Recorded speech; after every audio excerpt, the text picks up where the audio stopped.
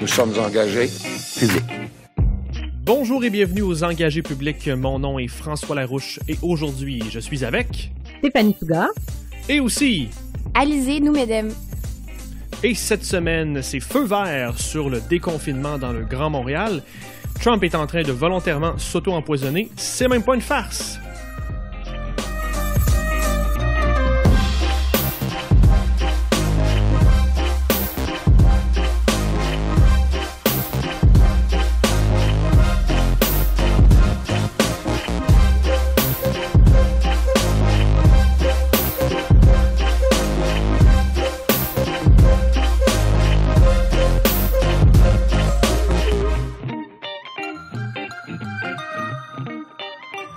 Bonjour mesdames. Salut. Bonjour François. Comment ça va? Ben, ça va bien aller. Mais qui est cette voix? Il y a une nouvelle voix qui est apparue encore. Stéphanie, tu es de retour? Eh oui! Bon retour! Ben, merci, c'est gentil. Mais t'étais où?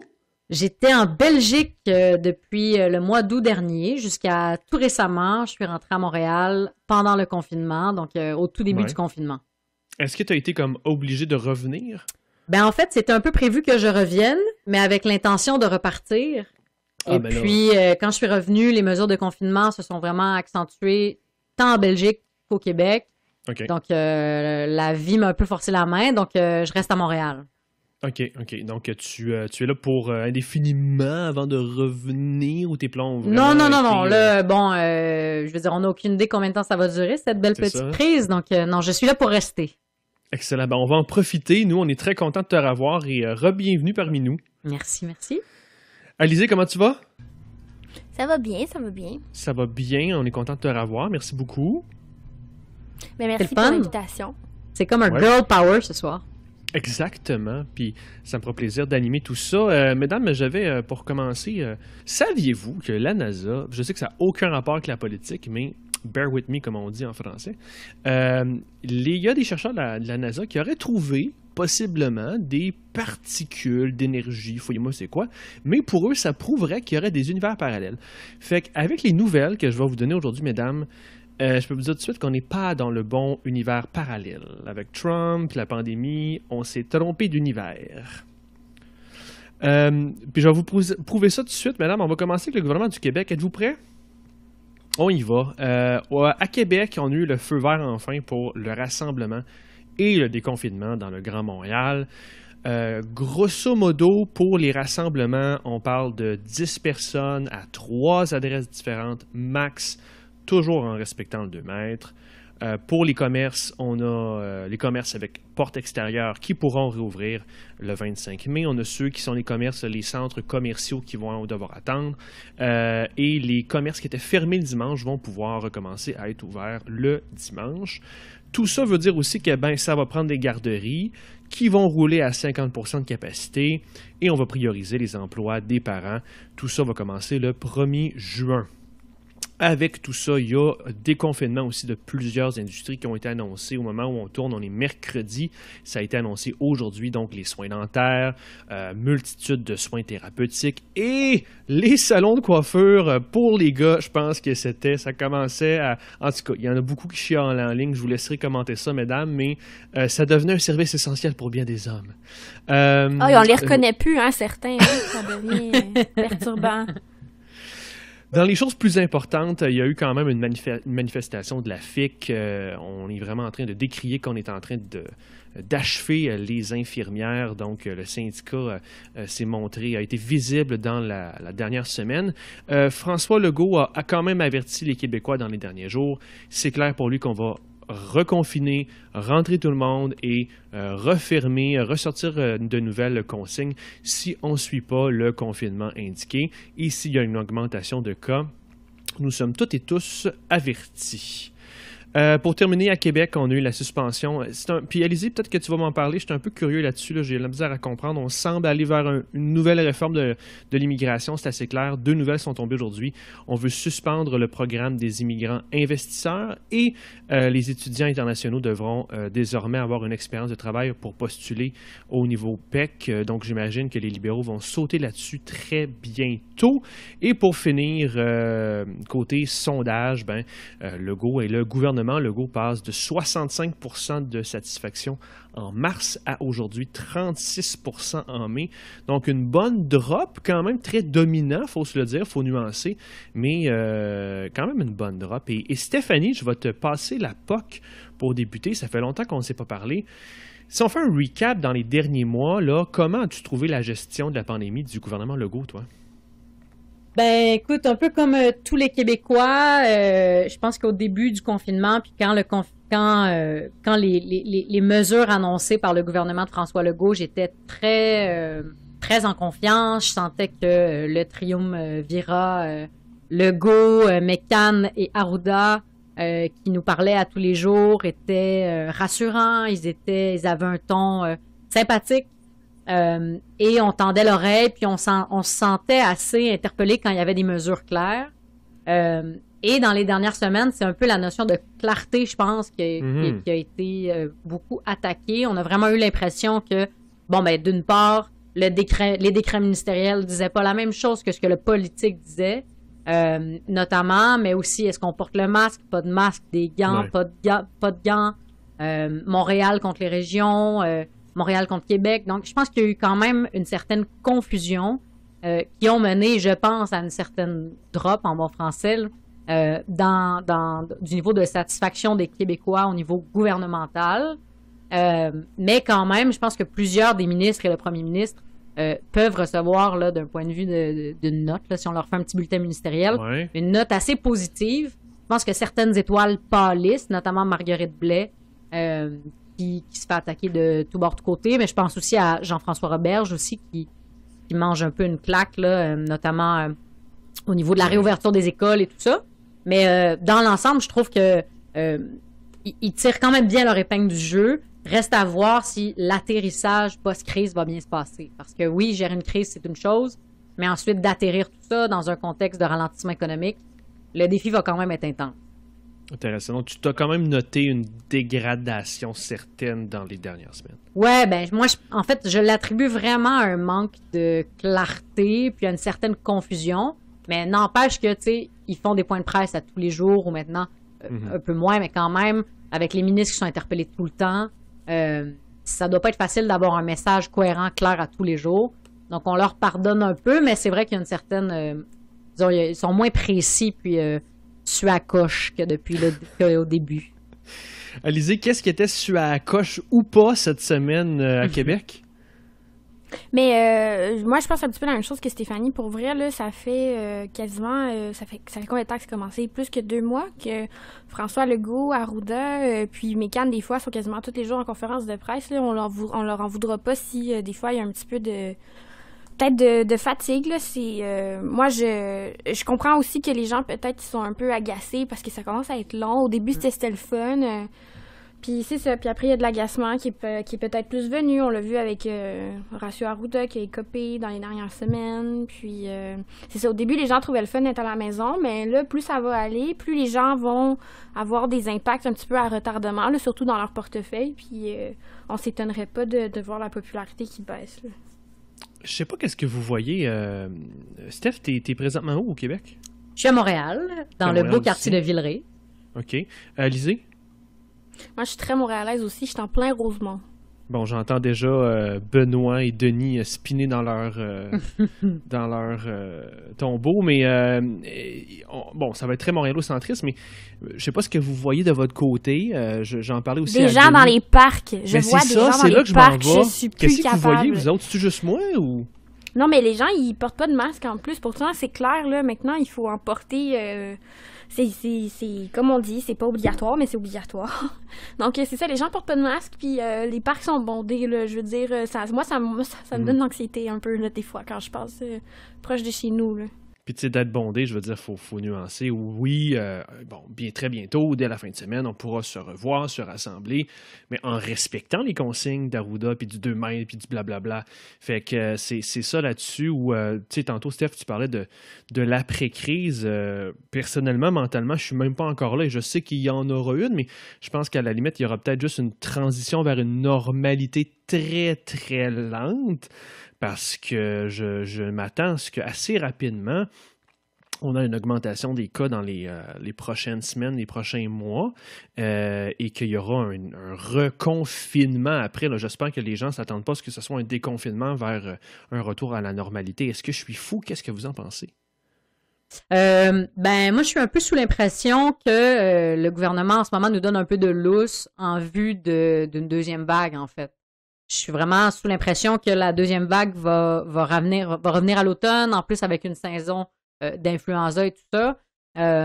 Donc, j'ai l'impression qu'en ce moment, on nous donne un peu de lousse dans l'optique que de toute façon, à l'automne, on sait qu'on va retourner vers un confinement. Est-ce qu'il va être aussi dur que ce qu'on a vécu pendant les dernières semaines? On ne sait pas. Mais ce qui est clair, c'est que le gouvernement se dit que, j'ai l'impression là, que le gouvernement se dit que s'il nous garde confinés jusqu'en décembre 2020 ou même au printemps 2021, à un moment donné, il faut qu'on donne un peu de lousse à la population parce qu'il y a plein d'autres problèmes sociaux qui embarquent qu'on veut éviter. Donc, peut-être qu'on donne un peu de lousse cet été à la population, mais en gardant en tête qu'à l'automne, on va avoir une deuxième vague de confinement, une deuxième vague de pandémie. Un peu pour la santé mentale, dans le fond. Alizée? Ouais. Moi, je pense qu'il y avait un effet de nouveauté avec ce virus-là au début. Puis, on a réagi de la bonne façon. Mais là, je pense que, même scientifiquement, ça devient de plus en plus évident que les conséquences des confinements vont être supérieures aux conséquences de peut-être avoir malheureusement des décès ou le fait de peut-être surcharger les systèmes de santé. Par exemple, on parle de, je sais pas, par exemple, la santé mentale, mais aussi, c'est ça, c'est que on sait que, par exemple, la santé est extrêmement influencée par le niveau de revenus. C'est un peu moins peut-être frappant au Québec parce qu'on est une société relativement égalitaire. Mais si on regarde, par exemple, aux États-Unis, on voit que les gens les plus touchés, c'est les gens qui ont les revenus les plus faibles, en réalité. Donc, c'est ça, il faut aussi gager ça, il faut danser un petit peu avec le virus, puis pour le ramener dans un contexte un petit peu plus québécois. C'est ça, c'est les gens aussi, faut qu'ils sortent, comme le disait Stéphanie. C'est ça, malheureusement, on pourra pas passer, on va être obligé d'avoir une deuxième vague. Je pense que ça aussi, ça commence à devenir évident, puis on apprend à vivre avec le virus. Je suis assez d'accord avec ce qu'Alizée vient de dire au niveau des déterminants socio-économiques. C'est vrai qu'au Québec, on a un bon filet social, fait que les gens ont accès à des soins de santé et à l'éducation de manière gratuite, puis à plusieurs services sociaux aussi. Alors que, tu sais, si on se tourne vers les voisins du Sud, mais quand on voit que dans certaines régions, les communautés culturelles qui sont dans des situations économiquement et socialement beaucoup plus vulnérables, ils sont 2 à 3 fois plus atteints que, disons, l'homme blanc moyen qui est scolarisé et qui a un bon emploi. Et pourquoi, bon sang, pourquoi? Les déterminants socio-économiques ne te trompent pas. Fait que si tu as un emploi précaire... C'est comme s'il y avait un homme blanc qui bloquait le virus à ce moment-ci. Tu sais, si tu as un emploi précaire, que tu n'as pas accès à beaucoup d'informations, que tu n'as pas le choix d'aller travailler parce que sinon, tu n'arrives pas à la fin du mois. Je pense que ça aussi, là, ça joue. Puis tu dis, coûte que coûte, je vais aller travailler parce que de toute façon, ma famille repose sur mes épaules et que si je le pogne, je le pogne. Tandis que des gens qui sont dans une situation économique, sociale plus enviable, ils ont peut-être un peu moins le besoin ou l'urgence de retourner travailler, par exemple.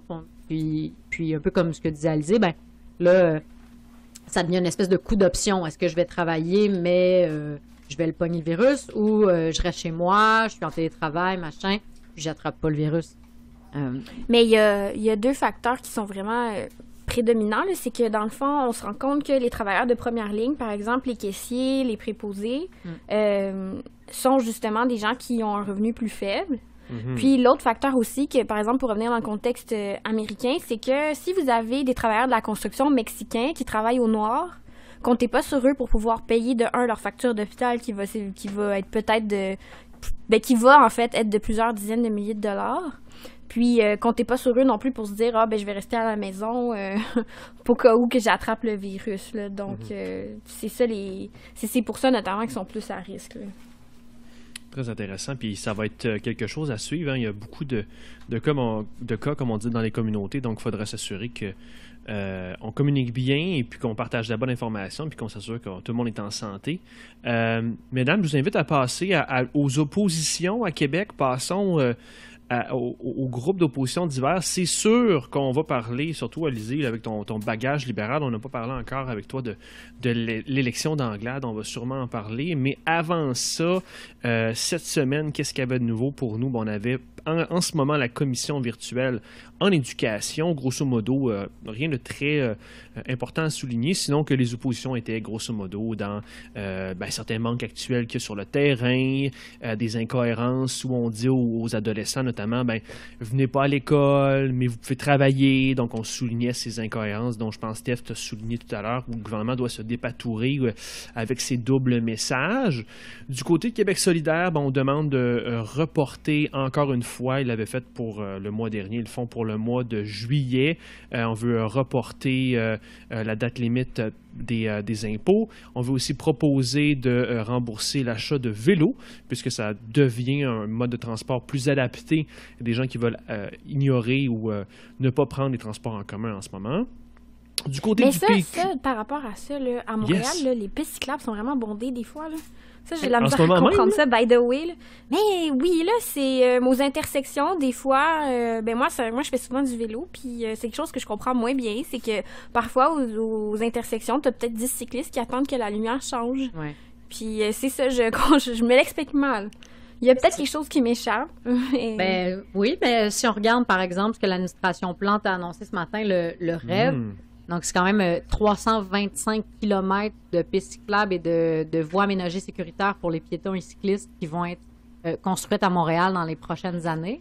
Fait que ça, je pense que ça peut un peu répondre à ce qu'Alizée soulève, parce que moi aussi, je me déplace beaucoup à vélo.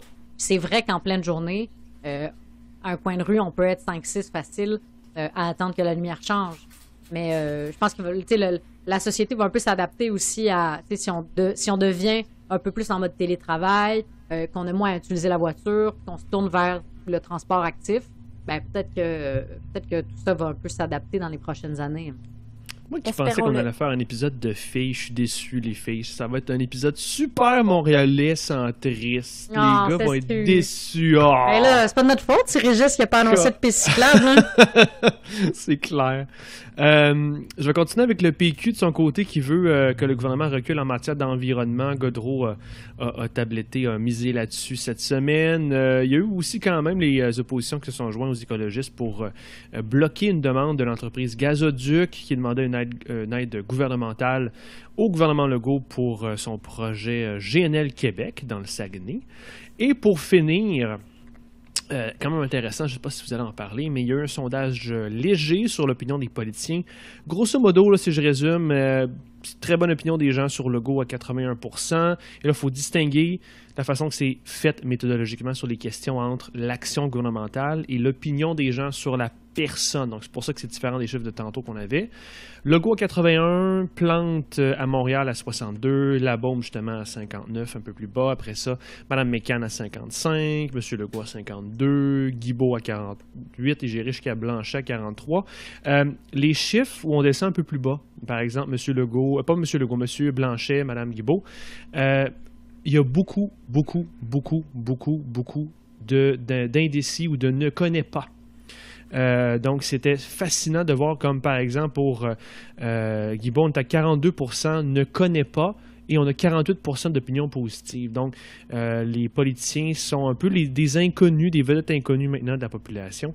Mais tout ça pour dire, avec ce qui s'est passé dans les oppositions à Québec, je voulais quand même passer la POC à Alizée pour avoir ton opinion sur Mme Anglade, revenir à son élection, à son arrivée, une élection par défaut, à son arrivée à la tête du Parti libéral. Qu'est-ce que tu en penses? Es-tu contente? Je pense que pour un parti politique, il y a un avantage d'avoir un chef, déjà, premièrement.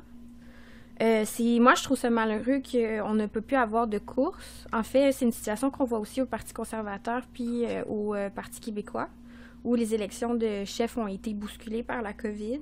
Je pense qu'en fait, c'est sain pour un parti qui est une course au leadership. Madame Anglade, je pense qu'on peut s'entendre pour dire que c'est une femme qui a une feuille de route vraiment impressionnante, là.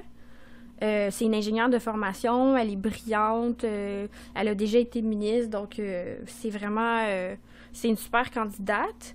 Je suis ravie que ça soit la première femme. En fait, c'est qu'elle a brisé 2 plafonds de verre, le fait d'être une femme noire puis le fait d'être une femme aussi.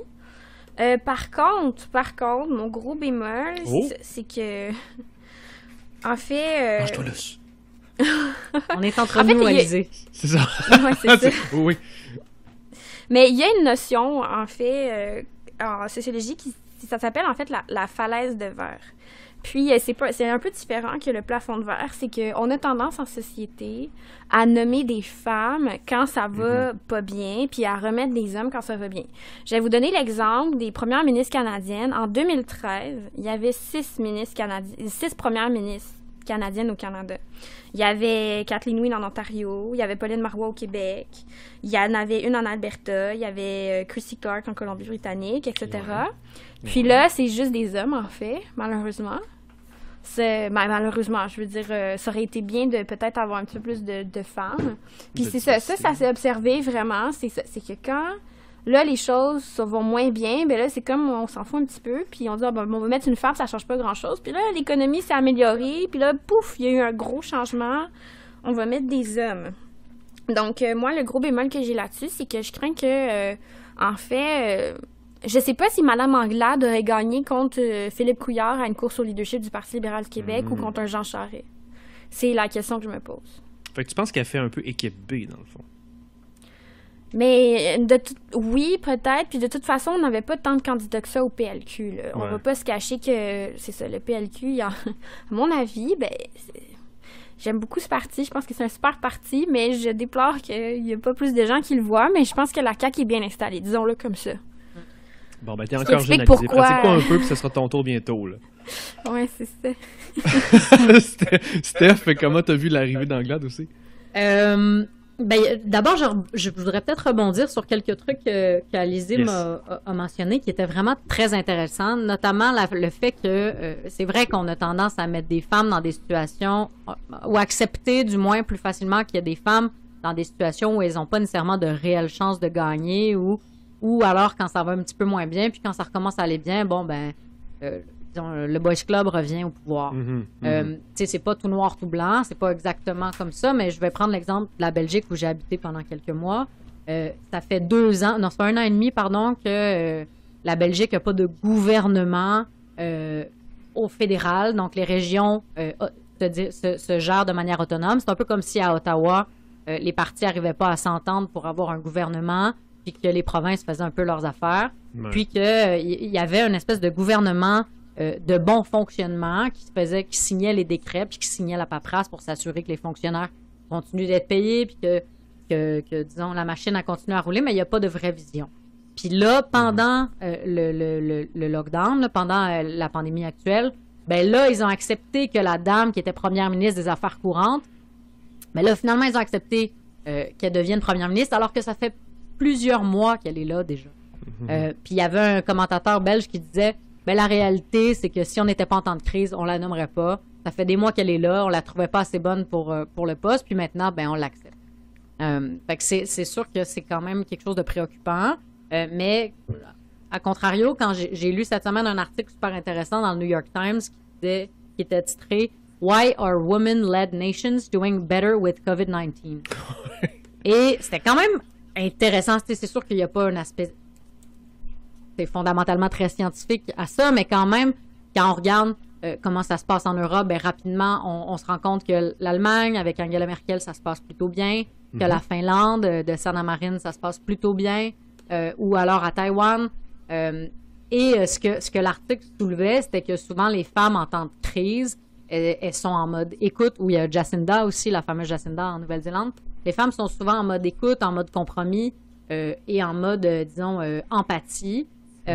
Puis je pense qu'on a pu voir avec Mme Marois, par exemple. Oui, je pensais exactement ça en même temps. Ça a vraiment été un gros coup d'envoi pour elle. Les taux de satisfaction à son égard n'étaient pas si élevés. Puis il y a eu cette crise-là, puis boum. Là, on a vu vraiment sa qualité de femme politique, de femme leader, tout comme Colette, là, la mairesse de Mégantic. Ouais. Fait que je trouve ça intéressant ce que tu as soulevé, Alizée, puis je suis assez d'accord. Mais c'est pas positif, ça, les filles, que... Je comprends votre point, vous avez raison d'après moi, mais c'est pas positif au moins de voir que quand il y a personne qui veut y aller, ce qui est un peu votre point, quand ça va mal, au moins on peut faire confiance à des femmes et que vous avez ce qu'il faut pour diriger des pays comme normalement ça devrait être anyway. Ouais, je sais pas si c'est positif, mais je comprends ce que tu essaies d'amener. Ça devrait être en toute situation, on s'entend, là, mais au moins quand ça va mal, c'est pas comme non, ça prend une homme, tu sais.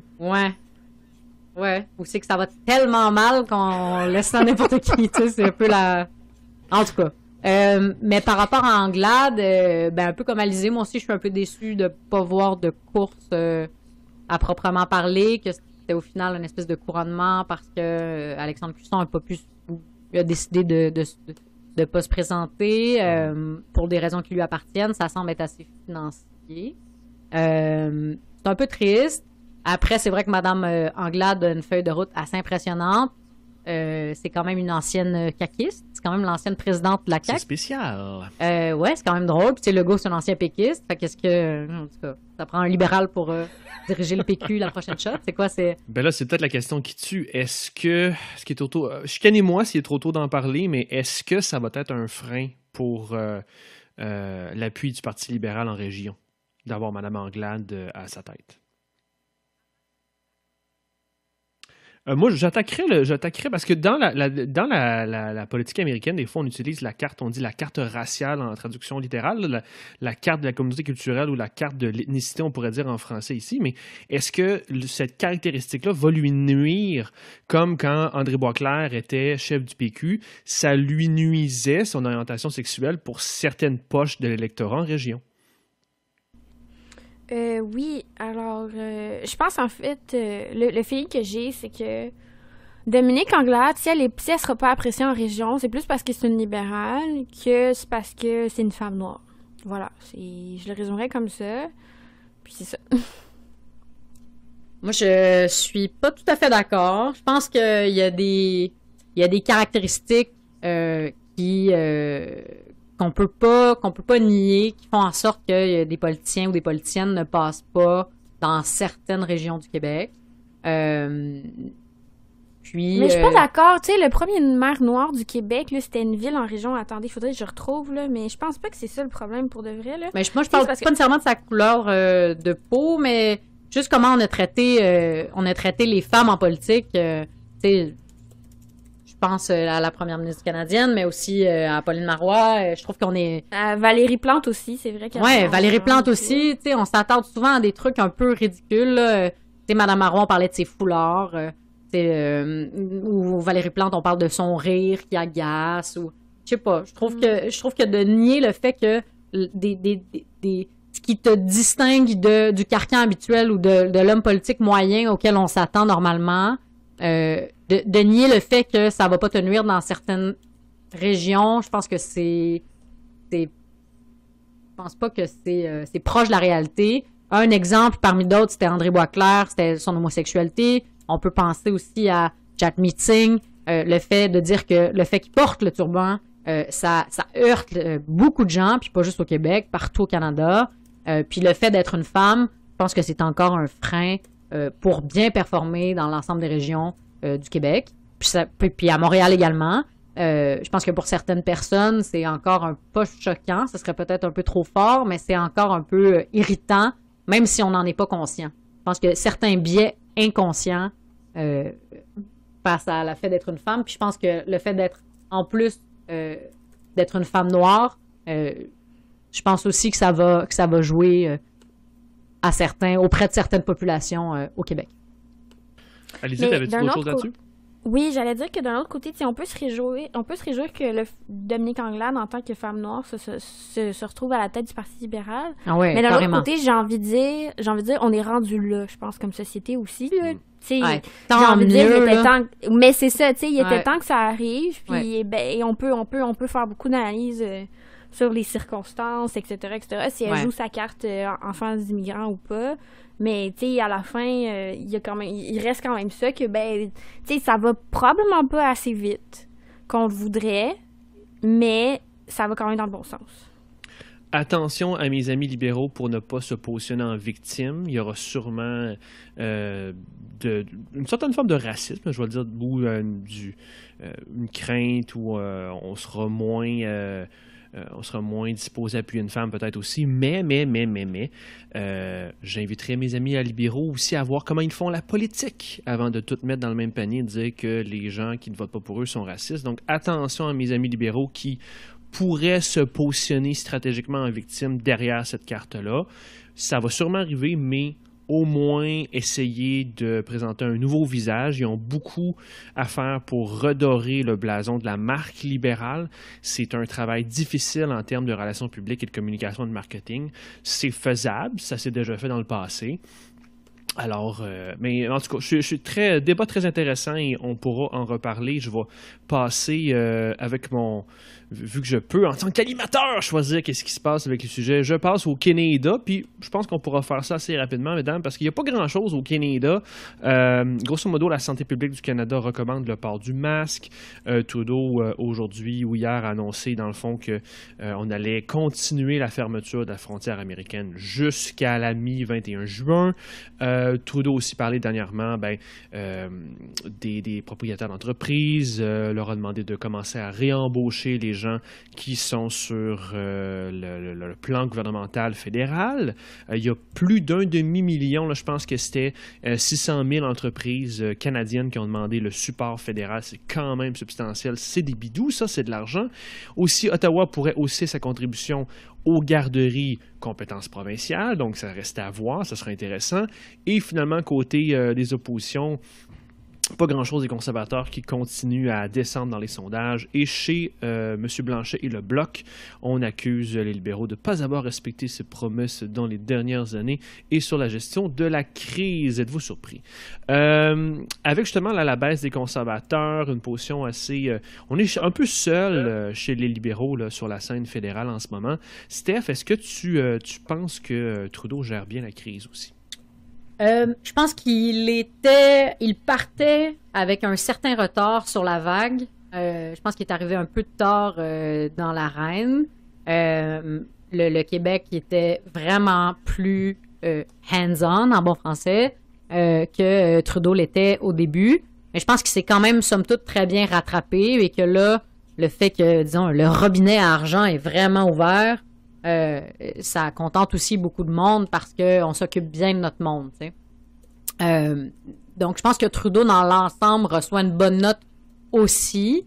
Et puis, je pense que dans le reste du Canada, il passe vraiment mieux parce que les premiers ministres des provinces étaient beaucoup moins visibles que le premier ministre du Québec, par exemple, ou que Doug Ford en Ontario. Le reste du Canada, je l'ai senti beaucoup moins unis derrière leur premier ministre de leur province respective. Trudeau était là. Donc, il répondait à la crise. Donc, je pense que dans le rock, disons, je pense que les gens sont très, très, très satisfaits. Je pense qu'au Québec aussi, somme toute, là, on voit que les chiffres ont augmenté. Je trouve qu'ils s'en tirent plutôt bien. Après, est-ce que dans un an, quand les déficits vont être immenses, est-ce que sa cote de popularité va baisser? Est-ce qu'il va gérer l'atterrissage? Ben, ça, c'est la question à se pose pour lui aussi. Alizée, de ton côté, as-tu retenu quelque chose cette semaine au fédéral?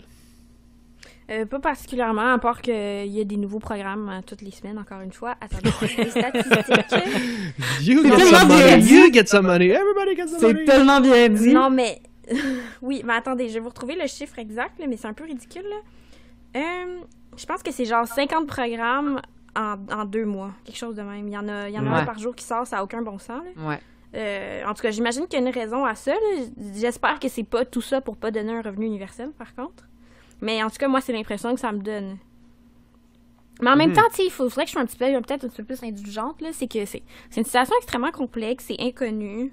Puis je suis sûre que la manière dont ils ont décidé de donner l'argent, c'était c'était en fonction de considération, dans le sens que, ben, tu sais, s'il y avait un revenu universel, ben, il y aurait des gens qui le touchent, qui n'auraient pas le droit, puis là, il faudrait aller chercher après à la déclaration d'impôt, puis ça serait compliqué. C'est sûr que ça accélère pas mal de transitions et de changements qu'il y avait déjà dans plein de domaines. Ça. Oui, mais d'un autre côté, tu sais, donner un revenu universel, ça aurait été vraiment simple, puis ça aurait été peut-être super rapide aussi, tu sais. Tu penses que ça aurait passé politiquement, pas de crise? C'est difficile, on commençait à en parler, mais c'était pas encore là. Oh non, mais clairement, ils n'ont pas fait ça pour pas créer un précédent, ça c'est sûr. J'ai l'impression aussi qu'ils faisaient un peu du cas par cas, c'est-à-dire que là, bon, au début, c'était on va aider monsieur, madame, tout le monde, après ça, c'est les étudiants, on a senti qu'ils étaient plus vulnérables, ensuite, c'était certaines industries de certains secteurs, ensuite, c'était toutes les industries de tous les secteurs, après, ils balisaient, puis là, les balises changeaient d'un jour à l'autre. Fait que je pense que, tu sais, comme tout le monde, comme tous les gouvernements, ils naviguaient un peu dans des eaux troubles, puis ils ont fait du mieux qu'ils pouvaient au jour le jour.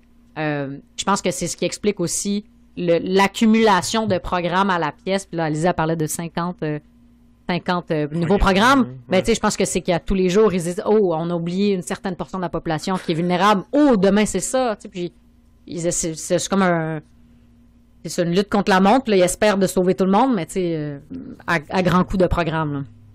Mais je suis sûre qu'il y en a qui se recoupent aussi. Tu sais, là, c'est ça. Là, j'ai trouvé, là, dans un article en date du 2 mai, il y avait 51 mesures et programmes d'aide directe, OK? Là, juste, mettons, individus et familles, prestations canadiennes d'urgence, 35,5 milliards. Après, tu sais, t'en as pour les entreprises. Après, t'en as pour les individus et entreprises. Après, t'en as pour les étudiants puis les jeunes. Aînés, agriculture et pêche. Puis là, ça continue. Ouais. Donc, voilà. C'est sûr qu'il y en a qui se recoupaient. Tu sais, les étudiants, par exemple, qui sont aussi des travailleurs, les étudiants qui veulent aller travailler sur les fermes. Tu sais, il y a des bonifications. C'est sûr, ça se recoupe. Il n'y a pas de système parfait. Est-ce que le revenu universel aurait pu être un bon moment pour créer puis mettre ça sur pied? Ça se discute. Peut-être que c'est vrai que ça aurait été comme la meilleure manière de le rentrer, entre guillemets.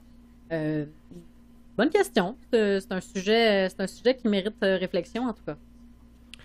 Et parlant de gouvernement qui navigue en eau trouble, on peut quand même se comparer et se consoler parce qu'on n'est pas comme chez nos amis du Sud aux États-Unis. On n'a pas d'opposition ou en tout cas, il n'y a pas de grands mouvements qui se déchirent en ce moment au Canada ou au Québec. Là, c'est vraiment palpable et décevant et triste ce qui se passe aux États-Unis.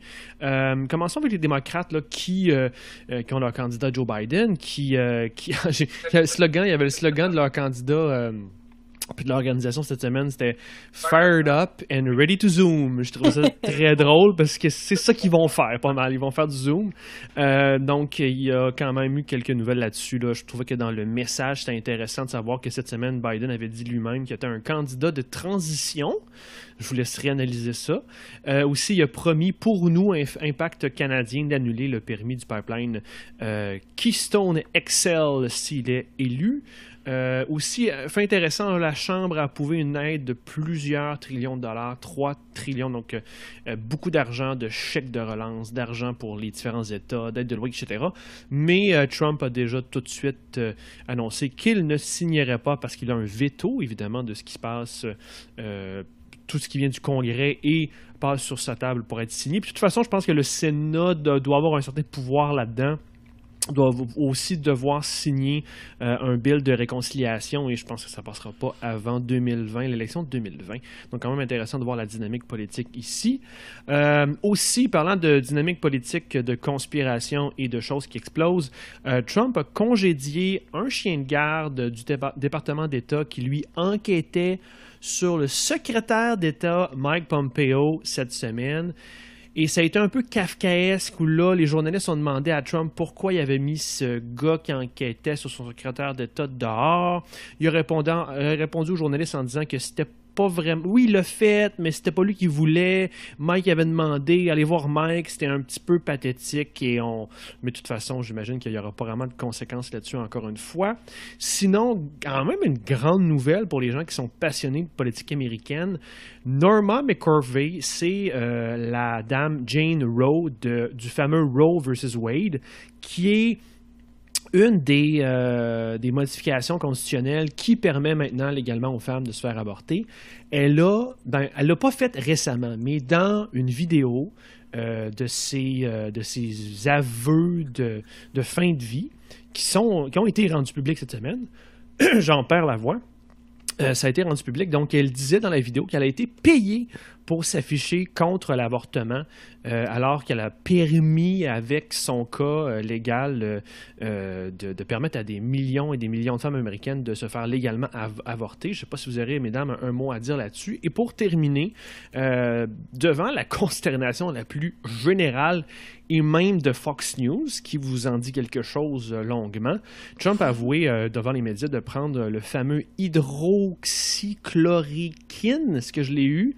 La chloroquine, même si c'est un médicament, on en a beaucoup parlé dans les médias, on en a beaucoup entendu parler sur les médias sociaux, ça aurait des vertus d'aide à la COVID-19, mais la science est très, très précise. Même l'association qui s'occupe de valider les médicaments et de s'assurer qu'ils sont sains et qu'ils aident les Américains, c'est la FDA. Il y a eu des avertissements annoncés par la FDA. Grosso modo, si on prend ce produit, on peut avoir des problèmes cardiaques qui peuvent mener à la mort. Donc, je répète, le président prend un produit qui n'est pas approuvé par son propre gouvernement, par les scientifiques, et en plus, la science dit que ça peut mener très souvent à des problèmes cardiaques. Dans quel univers parallèle sommes-nous? Alizée, je voulais savoir, connaissais-tu Jane Roe et est-ce que tu es payée pour être ici? Si je suis payée, je le sais pas. J'ai pas envoyé les chèques à la bonne place. Non, c'est ça. Non, je la connaissais pas, mais c'est pas surprenant. Pour moi, je pense que c'est pas la première fois qu'il y a des groupes qui sont soutenus par des gens qui sont proches du président. Là. Il y avait même une théorie comme quoi les manifestations anti-COVID étaient poussées par les réseaux sociaux de quelqu'un de vraiment influent qui est proche du Parti républicain, etc. En fait, ils ont utilisé ça comme mécanisme pour forcer la réouverture des... Non, pas lui. Quelqu'un d'autre. Mais c'est ça, c'est que en fait, c'était une manière à très peu de frais de mettre de la pression pour la réouverture économique, en fait, ces groupes-là. Mm-hmm. Puis c'est pas la première fois qu'on voit ça. Là. Je suis vraiment pas surprise. Je suis vraiment pas surprise. Steph? Ben, c'est vraiment triste, tout ça, je trouve. Mais tant que Roe versus Wade, qui est vraiment l'arrêt clé en matière d'avortement aux États-Unis, persiste, donc continue d'être appliqué, continue d'être opérant. Moi, franchement, je suis contente. Ça change rien légalement. Non, ça change strictement rien. Dans le fond, c'est sur ce cas-là qu'on a déclaré que les lois anti-avortement étaient inconstitutionnelles dans les États aux États-Unis. Pas dans les derniers mois, dans les dernières années, on a vu que certains États qui ont commencé à rebaliser, donc notamment avec le Heartbeat Bill, donc qui disait que si on peut sentir le cœur du bébé, ben là, on n'a plus le droit de l'avorter. Mais c'est un peu ridicule parce que la majorité du temps, le battement de cœur du bébé commence à battre ou commence à pouvoir être entendu avant même que la femme sait qu'elle est enceinte. Fait que, c'est comme toutes des tactiques pour essayer de baliser l'avortement. Puis ça, je déplore ça. Donc, ouais, moi, tant que l'arrêt est maintenu puis que la majorité de Trump à la Cour suprême fait pas en sorte que cet arrêt-là est remis en question de quelconque manière, moi, ça me fait ni chaud ni froid, franchement. Mesdames, est-ce que, avec la situation que vous voyez, la gestion qui est vraiment cacophonique, c'est le bordel à chaque semaine aux États-Unis, on n'est pas dans ce roman kafkaesque où il y a de l'opposition à ce que fait Trump, mais il y a de la critique, puis il y en aura toujours. Il y a de la critique aussi au Québec, il y a de la critique au Canada, mais on est dans une situation, des fois, on met des mesures en place où on ne les met pas. C'est des questions de vie ou de mort, carrément, là-bas. C'est un peu pêle-mêle. Il y a une grande confusion. Est-ce que, vous avez un commentaire à faire là-dessus, mais ma question, c'est plus, est-ce que vous pensez qu'à travers tout ça, c'est un scénario et un terreau fertile pour une réélection en novembre prochain pour Trump? Moi, je l'ai déjà dit, s'il est réélu, je serai la dernière surprise. Je l'ai déjà dit sur ces ondes. Moi, je vais tenir la main à Alizée là-dessus. God save America. C'est tout ce que j'ai à dire. Aïe. Ben, écoute, souhaitons que non, hein. Souhaitons qu'il y ait un mouvement populaire derrière Biden. C'est sûr que je pense pas que c'est la personne qui est la plus enthousiasmante, mais il l'a dit lui-même qu'il serait un président de transition. Mais juste la notion d'âge, pour moi, ça rend ça tellement vrai. Le choix de son vice-président, puis c'est pareil pour Trump, là, mais le choix de leur vice-président respectif va être vraiment crucial parce qu'il y a une vraie chance que l'un ou l'autre devienne président en cours de mandat. C'est des septagénaires. Non, mais c'est quand même vrai. On est rendu là. C'est ça, c'est comme deux monsieur 75 ans qui se battent. Vous êtes pas raciste, mais vous êtes âgiste, hein, les filles?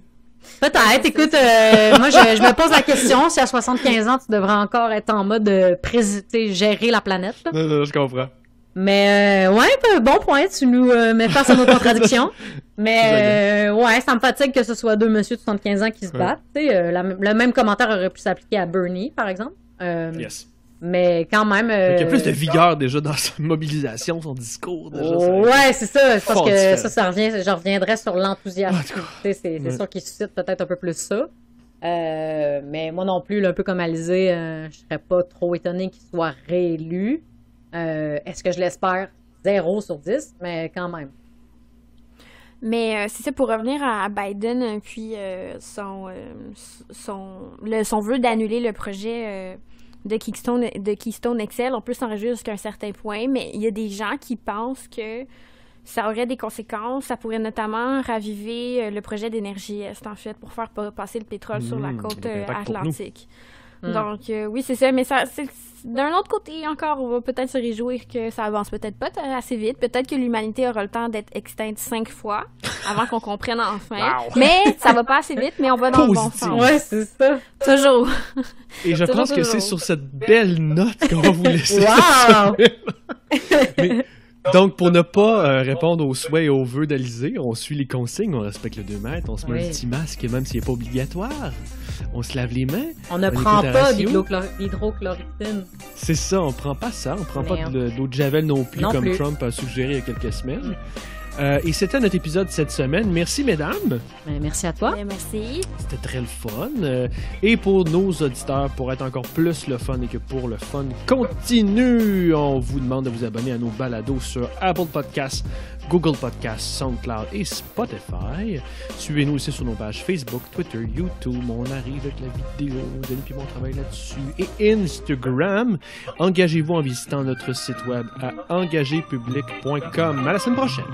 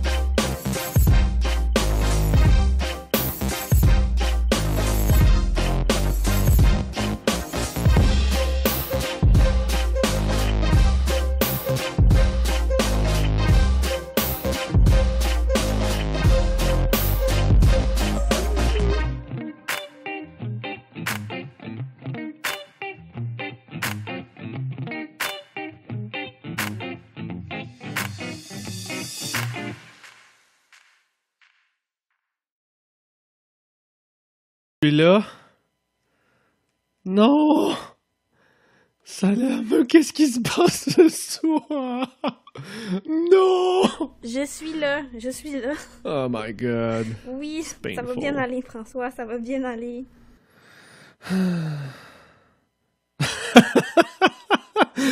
Elle dit Chris a encore craché.